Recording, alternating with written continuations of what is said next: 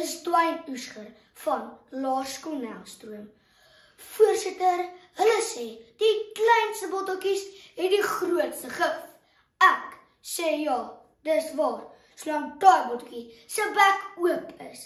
Want, dames en here, bakkigheid is 'n giftige wendersep. Eerstens is daar mense wat sê, jy moet eerder jou mond hou.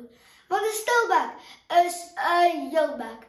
Ek sê, Hawkeye, stop die lorry. Met my bek praat ek myself in die moeilikheid in, maar ek praat myself daaruit ook. Maak nie saak hoe diep die gat is, wat ek myself ingegryp nie. Ek gryp myself daaruit met woorde. William Oorey is wêreldwyd bekend vir sy strategie om konflik op te los. In die 2023 herdruk van sy boek, Getting Past Now, Negotiating in Difficult Situations, sê hy daar is geen probleem of slegte situasies wat nie met woorde opgelos kan word nie. Die ding is, party mense praat baie, maar sê niks. Ander is meer bek as binnegoed. Maar iemand wat die kind van kommunikasie bemeester het, is so solarpanele in Suid-Afrika. Hulle sorg vir lig in donker situasies. Tweedens, kan bekkigheid jou skatryk maak. Ek bedoel, 'n goeie verkoopsman kan ys aan 'n Eskimo koop. Nie waar nie? Buitenien het ek persoonlike ondervinding hiervan. Weet julle hoe maak ek geld bymekaar? Ek neem deel aan redenaars. Dink julle mense ek staan verniet nie? Nee mense, my ma het vandag eendag besef, ek gaan omgekoop met word.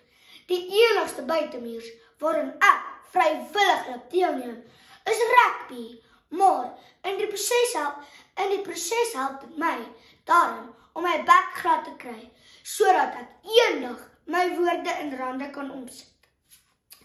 My pa het 'n baie interessante boek gekoop. Thank you for arguing, what Aristotle Lincoln and Homer Simpson can teach us about the art of persuasion.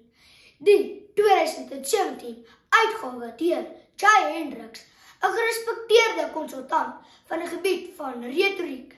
Hy sê, goeie kommunikasievaardighede maak 'n positiewe eerste indruk in onderhoude, besigheidsverleggings en voorstelle. Die wat hul waarde doeltreffend kan oordra, het 'n beter kans om aangestel, bevorder of befonds te word. So, al verkoop jy nie ys nie, maar jy wil net suksesvol wees aan enige werk, moet jy weet om te kan praat. Ten minste bly my ma met haar omgekoopte geld in 'n groeiende belegging. Laastens moet 'n man oor sy gevoelens kan praat. Jy kry ouens wat hulle vuiste omswaai as hulle kwaad raak, ander wat begin huil, dan kan jy eers 'n woord verstaan wat nydelik aangaan nie. Bakkigheid help jou om jou emosies te verwoord.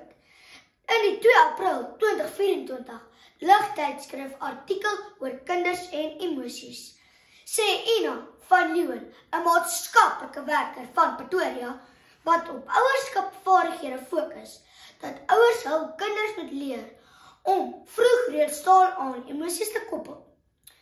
Party mense loop so stuipbom rond, jy weet nooit wanneer hulle gaan ontplof nie.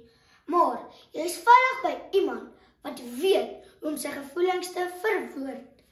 Voorsitter, klein botteltjies het verseker groot gif, maar dit help niks as daai botteltjies se bek nie oop is nie.